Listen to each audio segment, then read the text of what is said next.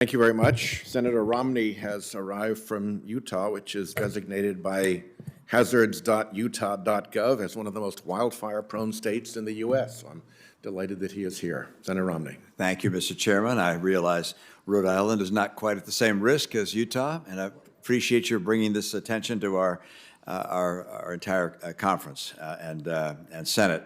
A couple of things. My state is about 70% owned by the federal government, and so we care particularly about what's happening in the national forests, and wildfire is a major issue in our state.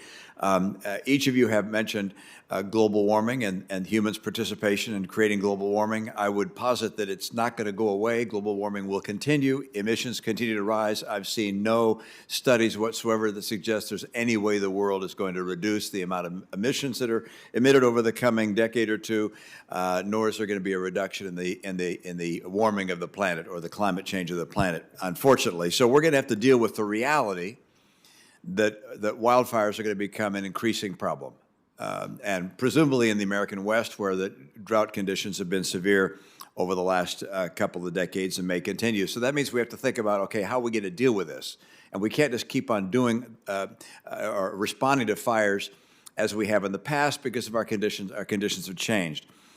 First of all, in terms of reducing the number of fires started, our state actually has begun a program of contacting people with alerts and about fire danger, and that has had an impact on reducing the number of human-caused wildfires. So I would suggest that as at least one thing we consider, even at the federal level, or at least encouraging states to consider. But number two, the fuel load, as you described, is in my opinion, perhaps of greatest concern, and it has the greatest potential for remediation. As I look back in the 1990s, the average number of acres burned was about, maybe 4.5 million acres per year.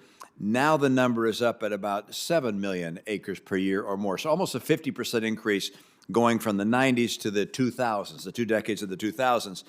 And so when you consider that change, even though the number of fires started was the same, the number of acres burned is almost gone up 50%, or almost doubled.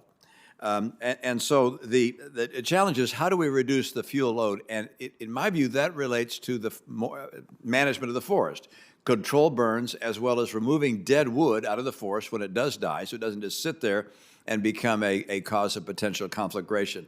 Mr. Norris, is that correct? Do you have a perspective that fuel load is one of the key things we can move on to make a change in the devastating nature of these fires? Yeah, absolutely. And again, I think fixing some of the regulatory processes to allow these mechanical thinning, to allow prescribed burns to happen more efficiently is a viable and necessary option. I also think the expansion of collaborative partnerships that we've seen with the states and the Forest Service through the Good Neighbor Authority, as well as the Root and Stem Act that has bipartisan support with Senator Feinstein and Senator Daines, as an opportunity for nonprofits and the private sector to work together to establish some positive relationships that can be a win-win in terms of finding and harnessing the economic value of some of this small timber, whether it's for cross-laminated timber or if it's for wood chips, whatever the case may be, but also reducing those wildfire risks. Yeah, I would note two areas I think we have to look at. One is for controlled burns. We in our state have a hard time doing them at the right time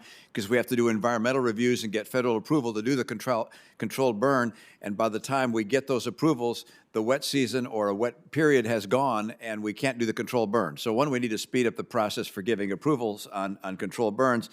Number two, we've got to put in place long-term contracts for logging dead wood as opposed to just annual contracts. No one's going to build a logging facility for a one-year return.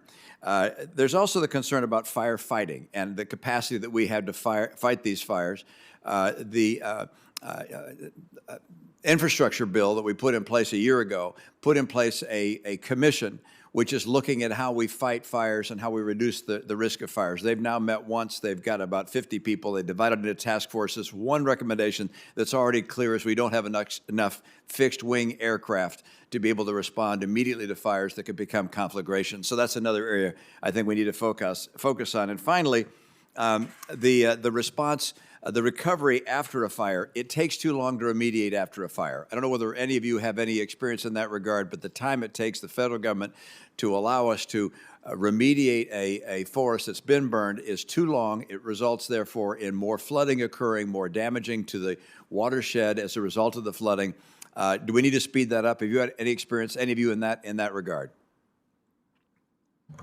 No experience, but I did know in my written testimony, some things that we can do to address seed shortages, and having more practitioners is to have more immigration, to expand H-2B visas. This is something that can help with the collection of seeds, as well as to have more ecologists, more firefighters come in. So that necessary step in the year or two after the fire, I think it is critical in terms of restoring these areas as effectively as possible. Thank you, Mr. Loris. Keeping on doing the things we've been doing them is not the right way to go. Thank you, Mr. Chairman.